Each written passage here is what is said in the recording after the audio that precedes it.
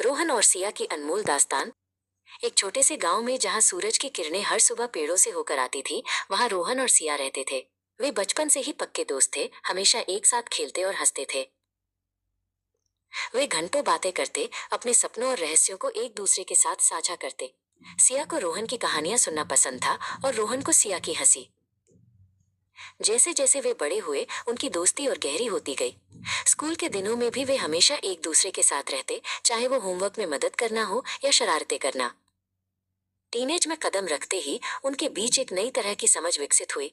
वे एक दूसरे की छोटी छोटी बातों का ध्यान रखने लगे। जैसे सिया को पता था कि रोहन को कब उदासी होती थी और रोहन को सिया की पसंदीदा चीजें याद रहती थी। कॉलेज के दिनों में जब उन्हें अलग अलग शहरों में जाना पड़ा, तो उन्हें एक दूसरे की कमी महसूस हुई। हर कॉल और मैसेज उनके लिए खास होता था।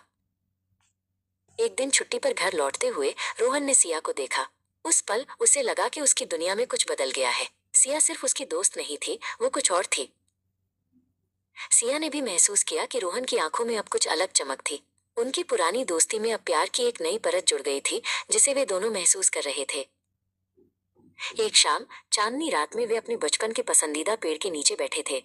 रोहन ने सिया का हाथ थामा और बिना कुछ कहे उनकी आंखों ने सब कह दिया।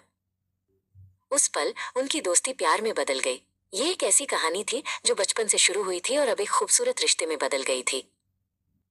रोहन और सिया ने हमेशा एक दूसरे का साथ देने का वादा किया, ठीक वैसे ही जैसे वे बचपन में करते थे। उनकी कहानी गांव के लिए एक मिसाल बन गई, प्यार और दोस्ती की एक अनमोल दास्तान।